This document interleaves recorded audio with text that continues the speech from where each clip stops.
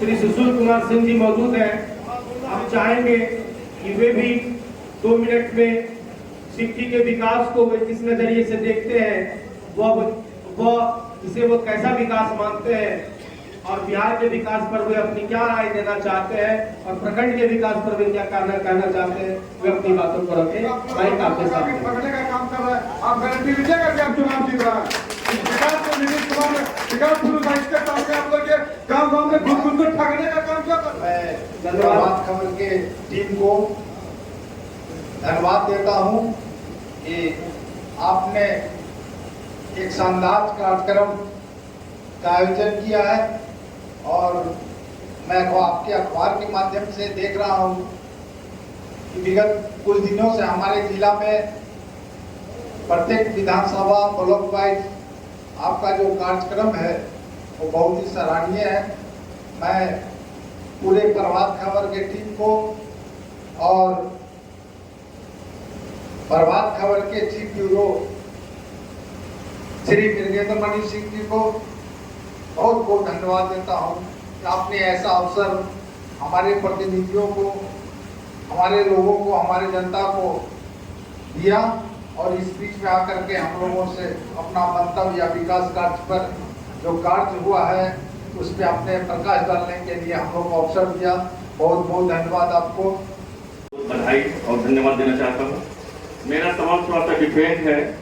मैं जो सवाल करने जा रहा हूँ तो वो मतलब सभी दल के नेता से है। मेरा ये सवाल है कि ये जो भारत देश है वो छोटा सा देश नहीं है, बहुत बड़ा देश है और इनकी जो जनसंख्या है वो लगभग 1.5 अरब है, 1 अरब 50 करोड़ के करीब। आप 30-40 साल से एक नारा देखते आए हैं, हम स्कूल में लिखा हुआ देखे हैं कि हम दो हमारे दो, हॉस्पिटल में लिखा हुआ देखे हैं कि हम दो हमारे दो। हर जगह आप देखिएगा तो एक कोई भी सरकार, कांग्रेस की सरकार अभी 65 साल की, उसके बाद 15 साल से भाजपा की सरकार आज से दी है, तो ये नारा हर जगह लिखा रहता है हम दो हमारे दो। तो एक घर में अगर कोई पिता है, एक बच्चे हैं, 2 बच्चे हैं, तो उसका भरण पोषण अच्छा से करता है, अच्छा विकास होता है। आपका इतना बड़ा देश है, 1.5 अरब की आबादी है, तो अभी भी जो विकास हो रही है, विकास की गति में कहीं भी कमी नहीं है। इतना बड़ा संख्या होने के बाद भी विकास में कमी नहीं है।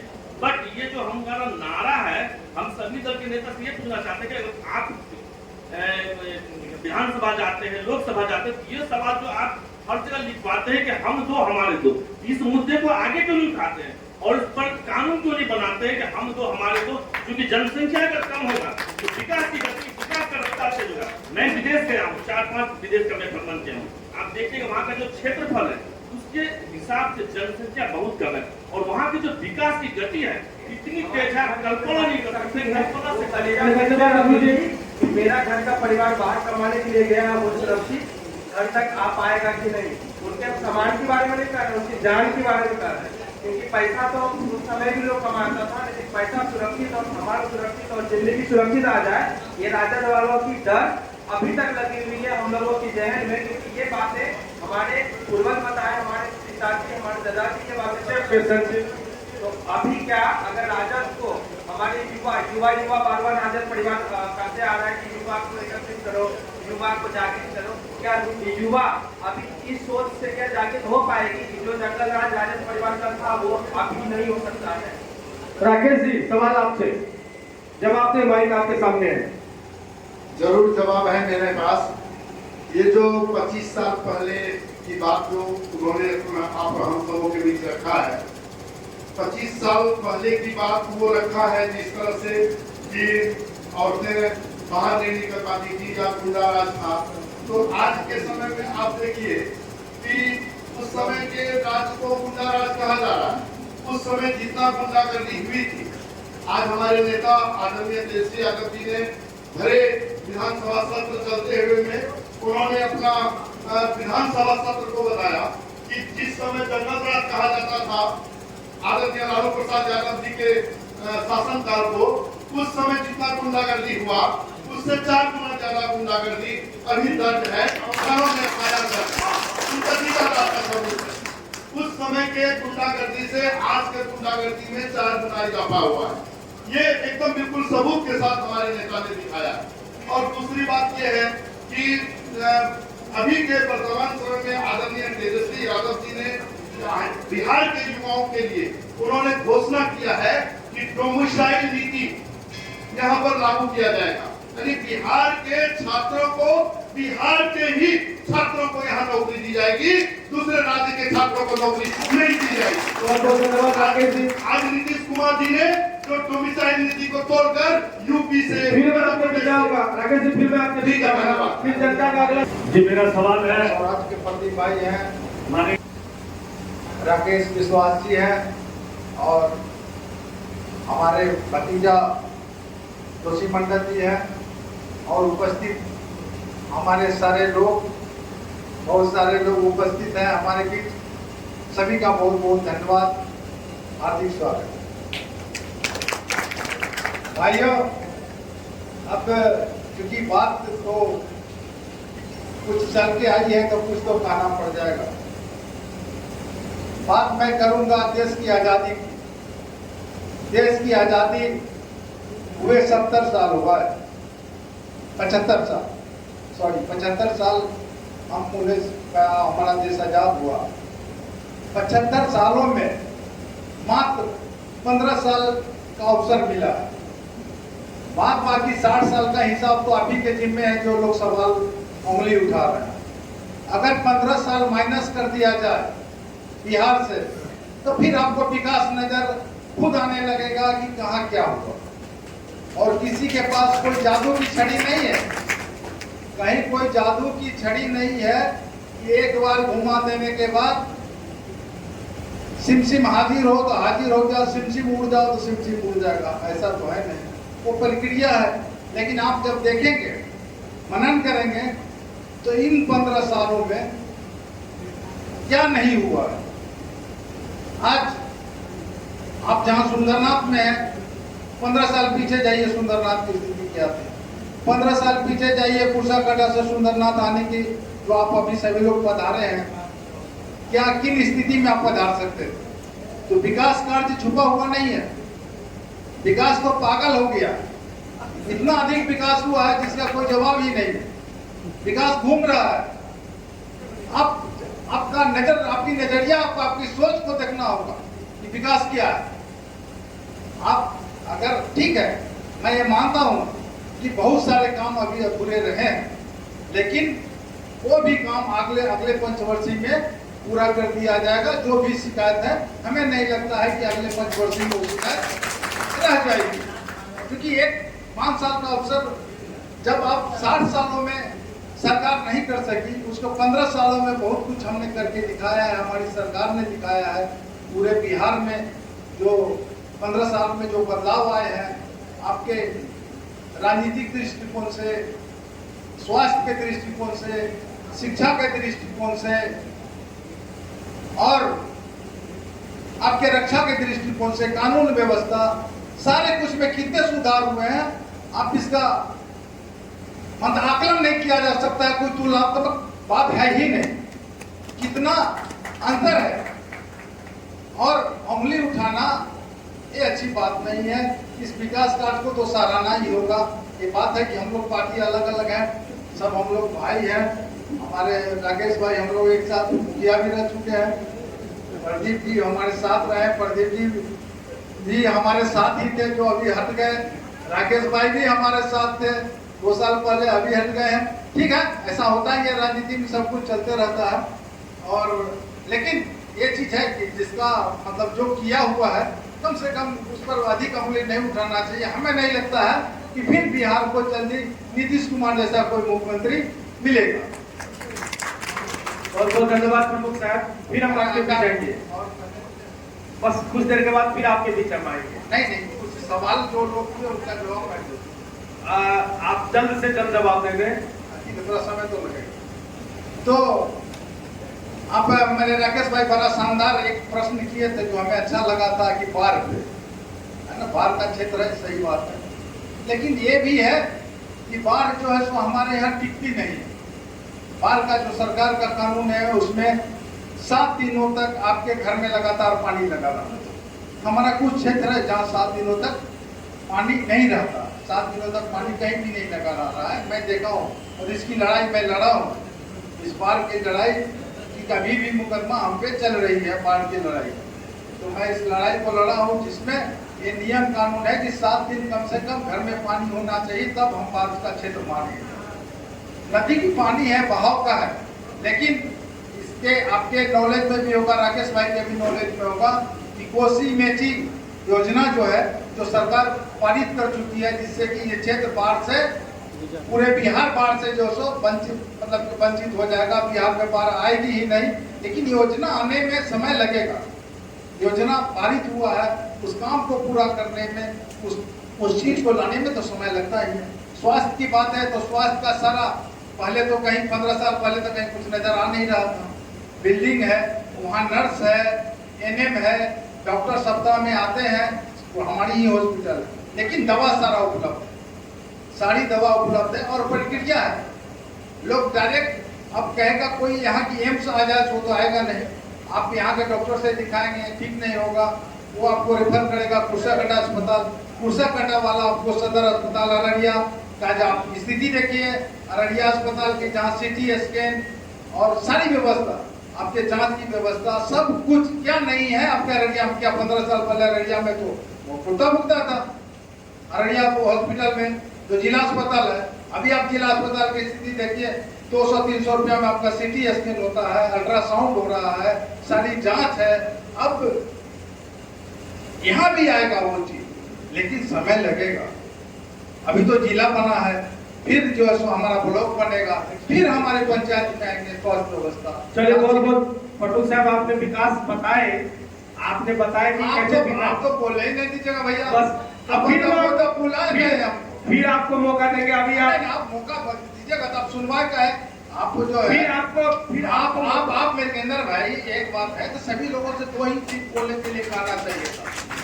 अगर 10 बात बोले हैं तो 10 बात की जवाब हमें देनी हो, हम तो देंगे।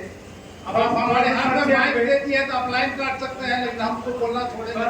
संक्षेप में माइक छीन लीजिए, आपका कार्यक्रम है, हम चले जाएंगे।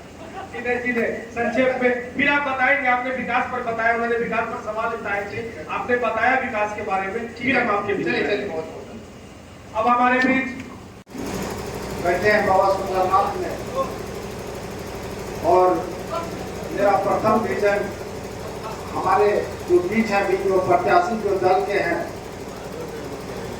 जन स्वराज के हैं, राजद के हैं और बीजेपी एनडीए के हैं, इन्हीं में से कोई कल विधायक चुन के आएगा। इन्हीं कोई 3 पार्टी में से कोई चुन के आएगा जिसे जनता अपनी मत देगी। और ये बात क्योंकि हम सुंदरनाथ में हैं, इसलिए मेरा ध्यान इस तरफ गया है। मैं सभी पार्टियों से और सरकार से, क्योंकि मामला ये सेंट्रल गवर्नमेंट का है, बात बहुत बड़ी है, छोटे स्तर की बात नहीं है। मैं ये चाहता हूँ, मेरा फर्स्ट विजन ये हो कि बाबा सुंदरनाथ आने के लिए जो हमारे नेपाल में श्रद्धालु हैं, उनके लिए बॉर्डर पे क्या लगाया जाता है, नहीं, इंडो नेपाल सीमा पे, बॉर्डर पे वो यातायात के लिए आउटपोस्ट लगाया जाए, आउटपोस्ट लगाया जाए, जिससे कि हमारे जो बाबा सुंदरनाथ के ये है श्रद्धालु हैं, वो आसानी से हमारे सुंदरनाथ धाम तक पहुंच सके। जो हमारे लोगों को रोका जाता है बाबा सुंदरनाथ में जो SSP के द्वारा, तो यहाँ क्योंकि हमारा धर्मस्थल है और इससे हम लोग जुड़े हुए हैं बाबा सुंदरनाथ से। यहाँ सबसे पहला वहाँ चेक पोस्ट लगे, एक इस रोड में जो बॉर्डर सड़क रोड में है, वो मैं अखबार के माध्यम से भी करना चाहूँगा कि चेक पोस्ट बॉर्डर में, जिससे नेपाल के हमारे जो लोग हैं, आगंतुक है, अंदीना भी जो आते हैं, उनको आने में जांच के बाद किसी भी तरह की कोई परेशानी नहीं। और दूसरा विजन है, मेरा विजन क्या, मैं ये कहना चाहता हूँ कि सरकार ने जो एनडीए सरकार ने जो अपना मैनिफेस्टो जो दिया, जो आने वाले चुनाव में जो देगी सरकार, क्योंकि मैं खुद सरकार नहीं हूँ, सरकार का अंग होंगे कोई भी, चाहे आप आरजेडी से आवे या बीजेपी से आवे या फिर जनसुराज से आवे, जो जिसकी सरकार होगी उसका जो मैनिफेस्टो है, जो सरकार का 10-20 काम देती है, जो सरकार दिखाती है जनता के बीच कि हम आएंगे तो ये करेंगे, तो मैं ये कहना चाहता हूँ कि अगर बीजेपी की सरकार आती है तो निश्चित रूप से आपके जितने सरकार के द्वारा वादा किए जाएंगे, जो वादा सरकार करती है, वो सारे वादे पूरे करने की अपने हम सिटी विधानसभा में प्रयास करेंगे। अपने प्रतिनिधियों के द्वारा, जो हमारे प्रतिनिधि अगर चुन के आते हैं तो वो जो सरकार का, जो हमारी पार्टी का मैनिफेस्टो है उस पर वो संपूर्ण रूप से काम करें। क्योंकि अलग से कोई, अगर हम चाहेंगे हम मुख्यमंत्री, तो हमारा होगा तो मुख्यमंत्री कोई अकेले है नहीं, जो सरकार की निर्णय होती है वही होती है, अकेला कोई कुछ नहीं कर सकता। तो जो भी हमारे विधायक होंगे, सदस्य होंगे, उनका अकेला कोई ये नहीं है। कुछ कार्य है जो राकेश भाई ने कहा, वो अच्छा सुझाव था कि लोगों को थैला में मिले 5 किलो का अनाज, वो अच्छी सुझाव, मैं उसका समर्थन करता हूँ।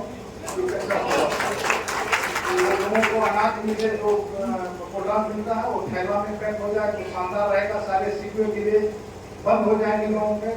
और हम लोग सेवक हैं आपके, दिन रात सारे काम को छोड़ करके सारे लोग आपके काम में लगे होते हैं। आप देखे होइएगा कि थोड़ी सी यहाँ पर हम लोगों के बीच हल्की फल्की गर्माहट भी हो गई, तो ये होते रहता है कि हम लोग पार्टी के हैं, इस पार्टी के जो लोग होते हैं वैसा ही होता है। तो कोई आदमी अपने दिल पे मत लीजिएगा कि हाँ भाई ऐसा कुछ मतलब ऐसा बोल रहे या गर्म हुए, ऐसी कोई बात नहीं है। प्रदीप भाई भी वो दिल पे नहीं लेंगे, वो पार्टी का एक अंग है, जो कार्य है जो हमें करना है ना। तो सभी लोगों से मिलजुल करके हम लोग लड़ेंगे चुनाव और देखते हैं जनता किसे पसंद करती है, और जो भी जिसे जनता पसंद करेगी वो स्वीकार होगा। लेकिन मेरा मानना है कि निश्चित रूप से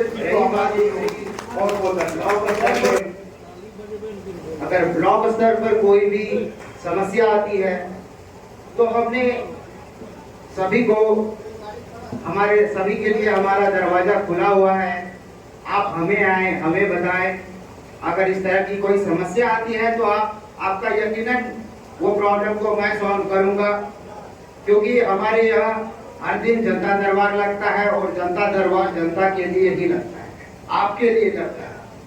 चाहे हमारे पिताजी रहे या अथवा नहीं रहे, वो पटना में भी रहते हैं तब भी जनता दरबार लगती है, वो आपके लिए लगती है। 7 बजे से 12 बजे तक जो हर दिन हम लोग बैठते हैं दरवाजे पे, वो केवल जनता के लिए ही बैठते हैं। अगर इस तरह की कोई भी ब्लॉक वगैरह की समस्या आती है तो आप यकीनन आप मेरे पास आइए। हम अगर सॉर्ट आउट नहीं करेंगे तब आप हमें बताइए। जो भी आपकी समस्या होगी वो सॉर्ट आउट मैं करूंगा। और रही बात 5 विजन की, तो जैसा कि हमने एक विजन कंप्लीट कर लिया और दूसरा विजन, हम लोग इंडिया की सरकार है, डबल इंजन की सरकार है, तो डबल इंजन की सरकार में हम लोग मिलजुल के काम करने का काम करते हैं। अभी पंचायत में, हर पंचायत में एक चिकित्सा भवन आया है, जो कि अभी सुचारू रूप से चालू नहीं हुआ है, उद्घाटन वगैरह हो गया, शिलान्यास वगैरह हो गया है। तो उसमें डॉक्टर बैठे, लोगों को कहीं दूर नहीं, ब्लॉक का चक्कर नहीं लगाना पड़े, इसका हम लोग ध्यान रखेंगे।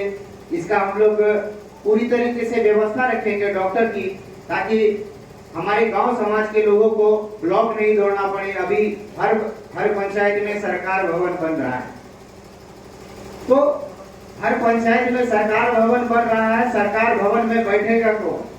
सरकार के जितने भी पदाधिकारी हैं, हर पंचायत में एक दिन समय देना होता है उनको। तो हम लोग का ये भी एक विजन है कि हर पंचायत में वो जाके बैठे, वीडियो, सीओ, कर्मचारी जो भी हो, आपके पंचायत में अगर जाके वो बैठेंगे तो यकीनन आपको भी सहूलियत होगा, हमें भी सहूलियत होगा और आपको भी परेशानी नहीं होगी काम करने में। ये मेरा तीसरा विजन है। और रही बात विकास की, तो विकास कुछ जगह बचा हुआ है जहाँ की हमें कंप्लीट करना है। जो कि हमारे विपक्षी बार बार मुद्दा उठाते रहते हैं एक ही बात को। तो ठीक है, मुद्दा उठाना चाहिए, हम लोग को भी जानकारी मिलती है भाई वहाँ कुछ काम बचा हुआ है, इससे हमें सीख मिलती है। हमारे विपक्षी जितना मुद्दा उठाते हैं उससे हमें सीख लेनी, प्रेरणा मिलती है कि हम उस कार्य को बेहतर तरीके से करवाएं। तो इस तरह के काफी सारे हमारे एनडीए गठबंधन के 5 विजन से काम नहीं चलेगा। हमारे बहुत विजन है, ये 5 विजन हम बता देंगे और उतना ही लोग काम हमारा सीमित नहीं रहेगा। हमारा बहुत विजन है, बहुत लंबा विजन है। ये 10 साल के कार्यकाल में अभी सिक्की विधानसभा का ये विकास देख रहे हैं आप लोग। अगली बार जो हम जीतेंगे वो इम्प्लीमेंटेशन क्या होगा उसकी फुल नेतृत्व मैं करूंगा। 3 ब्लॉक की जिम्मेवारी हमारी रहेगी, हमारे एक भी पब्लिक को कोई भी समस्या नहीं होगी। ये हमारा विजन है, सरकार का हर लाभ आप तक पहुंचे और बिना पैसे इधर उधर दिए, ये मेरा विजन है, ये मेरा कर्तव्य है, यही मेरा धर्म। हम आपके लिए जीते हैं, आपके लिए सब कुछ करते हैं और आपके लिए भी आने वाले दिनों में करेंगे। ये हमारा सरकार का वादा भी है और हमारा भी वादा है। बिहार जागे, देश आगे। जय हिंद।